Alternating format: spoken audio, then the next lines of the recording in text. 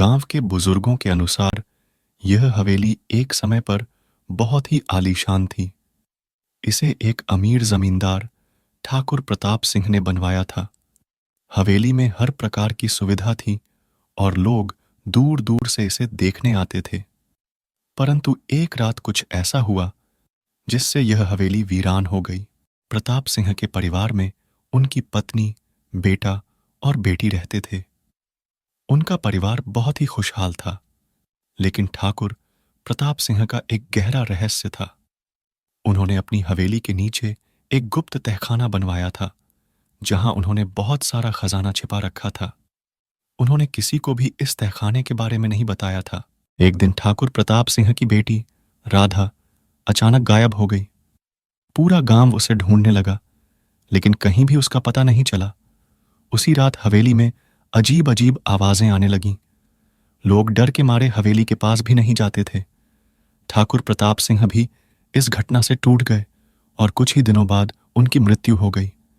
उनकी पत्नी और बेटा भी कुछ महीनों बाद हवेली छोड़कर चले गए। हवेली अब वीरान हो गई थी। वहां कोई नहीं रहता था और रात होते ही वहां से अजीब अजीब आवाजें आने लगती थीं। गांव के लोग कहते थे कि हवेली में राधा की आत्मा भटकती है और वह अपने पिता के खजाने की रक्षा करती है। कई वर्षों बाद एक नया परिवार गांव में आकर बसा। यह परिवार बहुत ही आधुनिक सोच का था और भूत प्रेतों पर विश्वास नहीं करता था। उन्होंने हवेली को खरीद लिया और वहां रहने लगे। परिवार के मुखिया विक्रम ने हवेली को फिर से सजाने संवारने का काम शुरू किया। पहली ही रात विक्रम और उनका परिवार अजीब अजीब घटनाओं का सामना करने लगा। हवेली में रात के समय दरवाजे अपने आप खुलने और बंद होने लगे।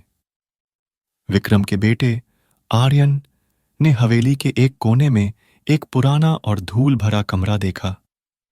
उसे वहां एक पुराना डायरी मिला। आर्यन ने जब उस डायरी को पढ़ना शुरू किया तो उसमें लिखा था कि ठाकुर प्रताप सिंह ने अपने खजाने को हवेली के तहखाने में छिपा रखा था, लेकिन उस खजाने को पाने के लिए एक विशेष मंत्र का उच्चारण करना पड़ता था।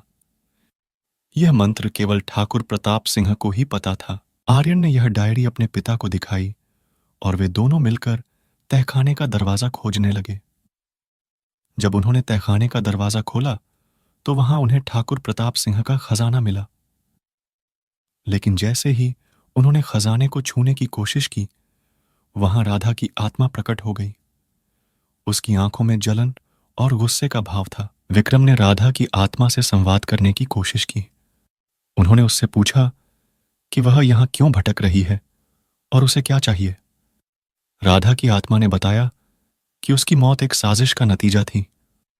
उसने विक्रम को बताया कि उसके पिता के एक करीबी ने उसके खजाने के लिए उसे मार डाला था और उसकी आत्मा अब तक चैन से नहीं सो पाई है।